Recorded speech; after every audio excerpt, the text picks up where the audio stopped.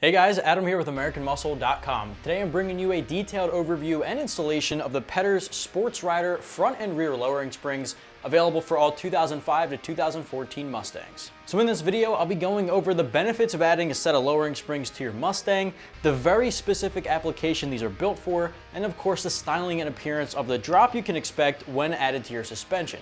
I'll top the video off with the installation, letting you know up front here it will get a 2 out of 3 wrenches on our difficulty meter. Not the toughest job in the world, but it's a little bit more involved than like a direct bolt-on cold air intake. The Pedders Sports Ryder front and rear lowering springs will be for any 05 to 14 Mustang owner who's looking to pick up a very unique set of springs specifically built for handling hard launches on both the street and the strip, all while offering a moderate drop in ride height.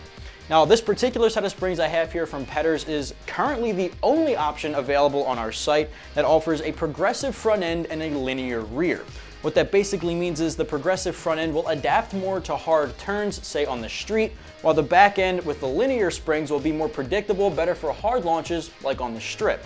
Now, all while offering a 1-inch drop all around, which is pretty moderate, but is good enough to get rid of some of that wheel gap without being overbearing at slamming the car. Now, if you're not going to be launching your car too hard, you're probably not going to reap the benefits of this fixed progressive front end and linear rear, in which case you'd probably want to go with a full progressive or full linear kit depending on your choice, in which case there are tons of options available to fit that preference. Whenever you lower the center of gravity on your Mustang, you're immediately improving the suspension and handling performance of your car, but the spring rate will play a huge factor in how exactly the suspension will perform. Now, the front two springs are a progressive spring rate, which means they offer a comfortable ride under normal driving conditions, but they'll stiffen up as you take a faster or harder turn. They're less predictable, but they're able to react in different driving situations, which is perfect for a daily driver or a street performance car.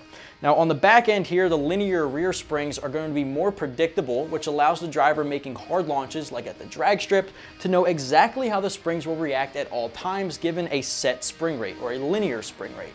Now, when you put these two together, you're making a perfect combination for the guys with both street and drag applications, especially during hard launches. Now, putting a progressive front and linear rear is not a very common setup at all. In fact, Pedders is one of the first options I've ever seen personally to offer this particular setup in one kit. Now, obviously, this is going to be geared for the guys willing to give up a more comfortable rear end setup for one that is race ready, and especially for the guys doing a lot more track and strip driving. Now, if you're just doing a strict daily driver car setup, then a progressive front and a progressive rear is probably best in your favor. However, if you're just running a strict track car, linear is probably what you're looking for.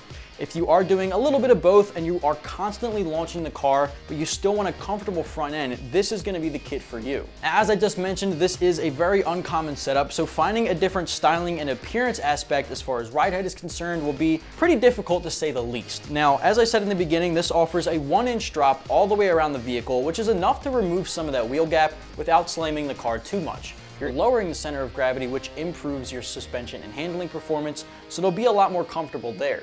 Now, if you're really just in it for the styling and appearance aspect or how much you're dropping the car, there are plenty of other options out there that offer a 1-inch drop with a straight progressive front and rear. Now, like I said, if you're just going for that styling and appearance, you're probably doing more of a daily driver, not too concerned about hard launches, in which case mixing the progressive and linear is definitely not going to be for you. Just a quick side note here, whenever you do lower the center of gravity on an S197, you immediately throw the rear end out of center alignment, which is not something you want to do. Now, I would recommend picking up a double adjustable panhard bar, and there are plenty to choose from on the site to go along with any set of lowering springs you may find. A double adjustable panhard bar will allow you to fine-tune that rear end to put it back into center alignment for better straight line acceleration. Overall, it's not required, but it's definitely recommended because throwing it out of alignment is definitely going to cause some issues with the suspension. As far as materials and construction goes, let's be honest, most of the lowering springs, if not all, are typically made of the same OEM quality, a premium steel construction. When it comes to the color, this was finished in a red powder coating, which is signature to Pedders, as a lot of manufacturers out there have a specific color they like to paint their options, just to give it a signature brand name. Now, on top of that, it does come with a 2-year warranty directly from Pedders, which is great for the guys out there looking for some peace of mind. And on top of that, it will fit coupe and convertible S197 models. When it comes to the price tag, you do want to factor in a couple of different things when looking at how much it costs. The fact that this one, and I'm going to keep driving this home, is so very unique with the setup with progressive and linear, this one is going to factor in toward the top of the price chain, but not at the tippy top.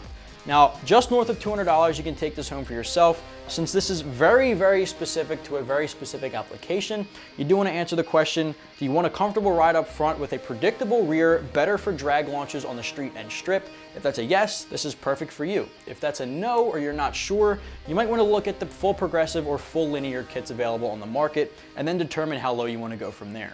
As far as the installation is concerned, it doesn't matter what set of springs you pick up, the install is staying consistently the same every single time. You want to have very simple hand tools on deck like a ratchet and socket set, a jack and jack stands, or a lift if you have access to one would make life a lot easier. Now, as far as the timing goes, expect 3 hours in the driveway at home, give or take, and a 2 out of 3 wrenches on our difficulty meter. So first things first, we're going to start up front. Jack the car up, support it on jack stands, and remove one of the wheels.